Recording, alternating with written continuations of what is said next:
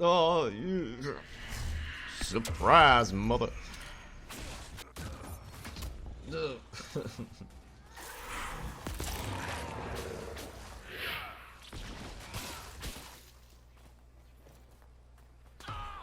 No. I feel strong again. Necromancers are no stranger to the touch of death, but to willingly experience it firsthand, that's a completely different level of insanity. The Ninth Life Necromancer has made a deal with the Desire Demon, disguised as a household cat, giving him the chance to cheat death should he fall in combat while wearing a specific amulet from the demon. So just like the saying goes, cats have 9 lives, this Necromancer also seems to survive encounters that would fell the greatest of mages.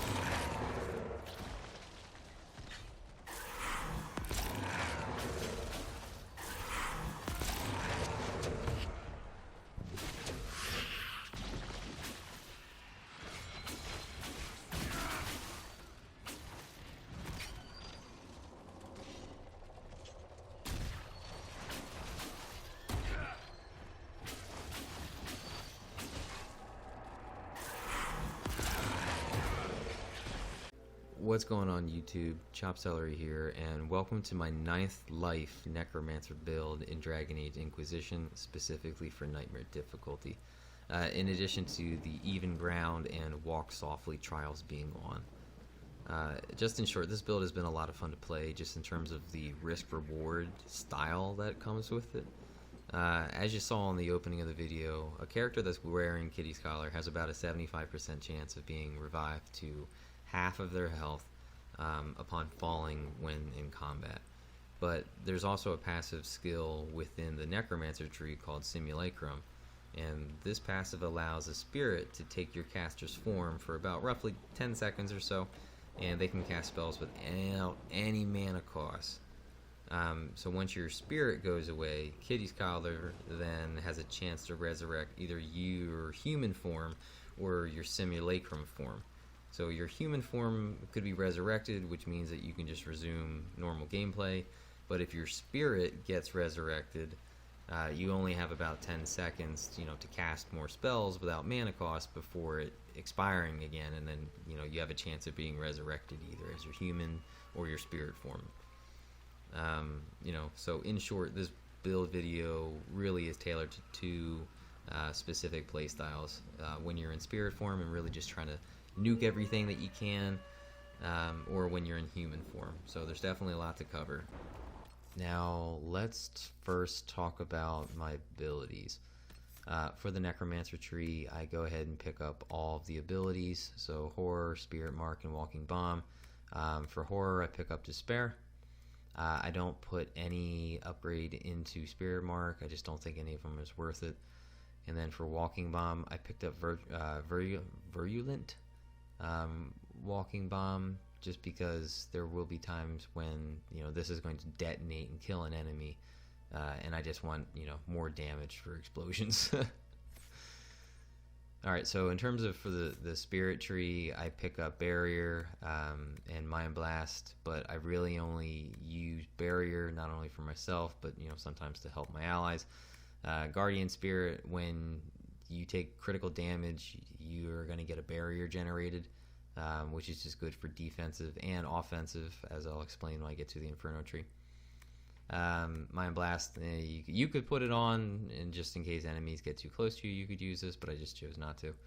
I just essentially went for Strength of Spirits, not only for 50% more barrier defensively, but also 50% more barrier offensively, which I'll get to in a minute. For the Storm tree, I pick up Energy Barrage, and then the upgrade I use is Energy Storm. It doesn't really matter at this point, just because I'm trying to cause chaos. I don't really care where these barrages go when there's multiple enemies. Just as long as they hit someone, that's all I care about. I don't know. And even if there's not a whole lot of enemies, even if there's like one or two left, it'll just, it'll only pick out those two enemies. So it's not like it's going to make much of a difference. But I picked up this ability, Energy Barrage, because there will be, once I get to my gear, there's a masterwork slot that we're trying to proc an ability on hit. So the more projectiles that we can just kind of keep pumping out, it's just more of a chance for us to proc one of our masterworks. I selected Lightning Bolt, but I don't use it. And then Gathering Storm, I really just picked up this tree specifically for this passive. When you use an auto attack or like a basic attack, you get a cooldown reduction of 0.5 seconds on all your spells. Now for the Inferno tree, I pick up Immolate and I picked up Wildfire just to give us more damage. Flashpoint, when you land a crit, your next spell cast doesn't trigger a cooldown period, so sometimes when you do get a crit while you're in spirit mode, you can just pump out a crap ton of spells. It seems a little bit broken at times. Clean Burn, so when you cast an actual activated ability, you'll get a cooldown reduction of 1 second on all your other spells, which is great. And then Chaotic Focus. This allows us to use our barrier to empower our fire spells. So now we're going to use 50% of our barrier to power up our Immolate spell. So it's going to hit pretty hard. Now in terms of the Winter Tree, I just pick up Fade Steps, good just to get away from an enemy.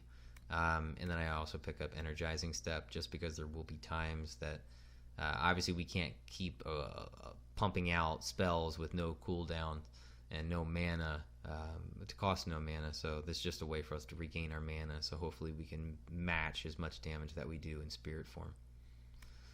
And then I end up picking up Winter Stillness. I picked this up just because if you stand still, you're going to get a bonus to mana regeneration rate. So there will be times that throughout the whole chaos we will be standing still.